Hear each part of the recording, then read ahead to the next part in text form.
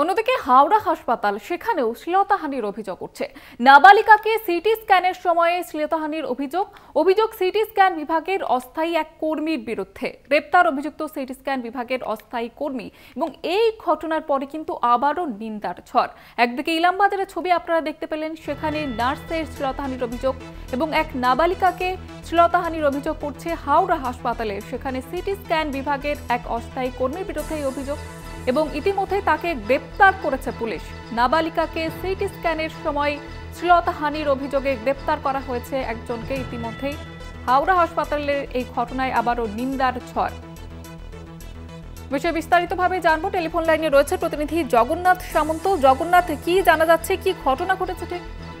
দেখো, তোমাকে বলে রাখি, গতকালকে 13 বছরের কিশোরী হাওড়া হাসপাতালে সিটি স্ক্যান বিভাগে সিটি স্ক্যান করতে ঢোকে এবং পরিবারের তরফ থেকে মাকে রাখা হয়েছিল সেইখানে, কিন্তু ভেতরে ঢুকতে দেওয়া হয়নি। মা বাইরে বসেছিল এবং 13 বছরের কিশোরী সিটি স্ক্যান করতে ঢোকে। সেই সময় দেখা যায় যে তিনি দৌড়ে কিছুক্ষণ পরে চেঁচামেচি করতে থাকে এবং দৌড়ে বাইরে বেরিয়ে এসে অন্যান্য যে রোগীর পরিজনরা রয়েছে তাদের সাহায্যের জন্য বলে। যে তখন বিষয়টা জানা যায় যে সিটি স্ক্যানের যিনি ছিলেন অপারেটর, তিনি শ্লীলতাহানির চেষ্টা করেছে এবং ব্যাগ টাচ করার চেষ্টা করেছে। বিভিন্ন আরও ঘটনার কথা কাঁদতে কাঁদতে বলে অন্য রোগীর আত্মীয় পরিজনকে। সঙ্গে সঙ্গে তার মা পাশে ছিল, মা ছুটে আসে।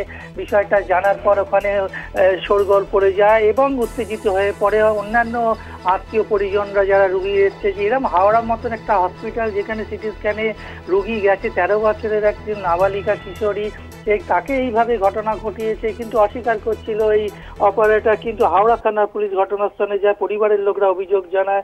ইতিমধ্যে গ্রেপ্তার করা হয়েছে হাওড়া থানার তরফ থেকে আমান রাজকে।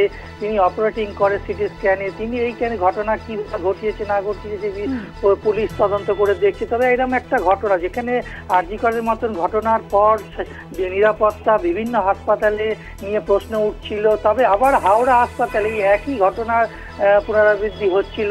সেই ঘটনায় কিশোরী একবারে ভেতর থেকে উনি অসুস্থ, তাও তিনি দৌড়ে পালিয়ে আসে, কাঁদতে থাকে। বিভিন্ন ঘটনার বর্ণনা পুলিশকেও দিয়েছে। তবে পুলিশ গ্রেপ্তার করে ইতিমধ্যে পরিস্থিতি এই মুহূর্তে শান্ত হলো। এরকম একটা ঘটনায় চাঞ্চল্য তৈরি হয়েছে। ধন্যবাদ জানাবো জগন্নাথ। আমাদের সঙ্গে ছিলেন প্রতিনিধি জগন্নাথ সামন্ত।